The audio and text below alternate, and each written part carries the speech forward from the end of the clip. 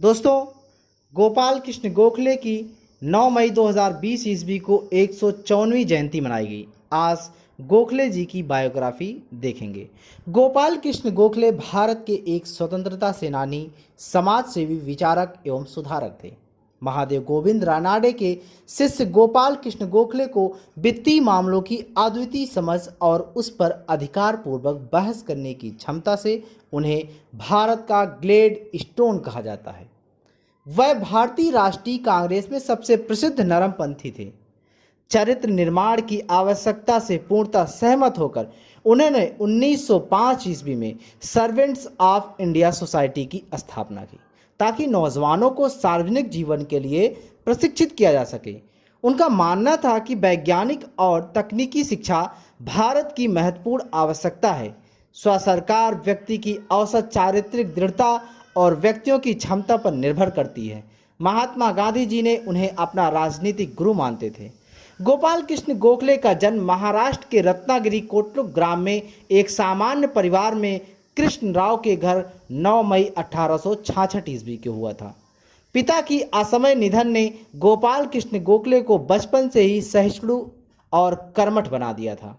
देश की पराधीनता गोपाल कृष्ण को कचोटती रहती थी। राष्ट्रभक्ति की अजस्त्र धारा का प्रवाह उनके अंतर्मन में सदैव बहता रहता था।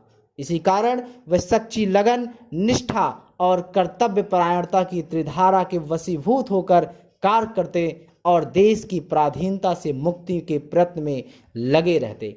न्यू इंग्लिश स्कूल पुणे में अध्यापन करते हुए गोखले जी बाल गंगाधर तिलक के संपर्क में आए। 1886 ईस्वी में वह फर्ग्यूसन कॉलेज में अंग्रेजी के प्राध्यापक के रूप में डेक्कन एजुकेशन सोसाइटी में शामिल हुए। वह महादेव गोविंद रानाडे के प्रभाव में आए। सार्वजनिक सभा पूना के सचिव बने।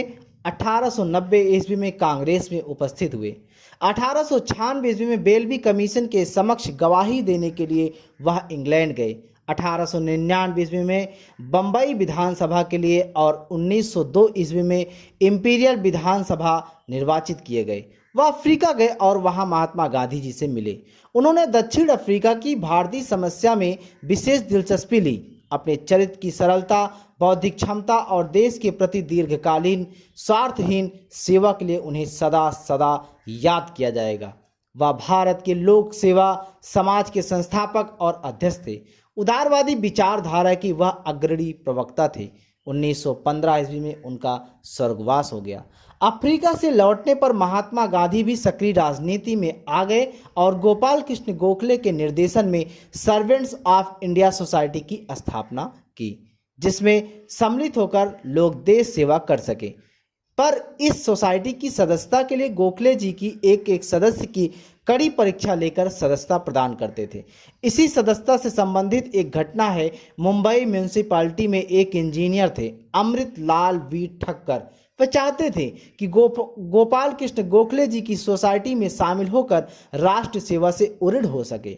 उन्होंने स्वयं गोखले जी से ना मिलकर देव जी से प्रार्थना पत्र सोसाइटी में सम्मिलित होने के लिए लिखवाया।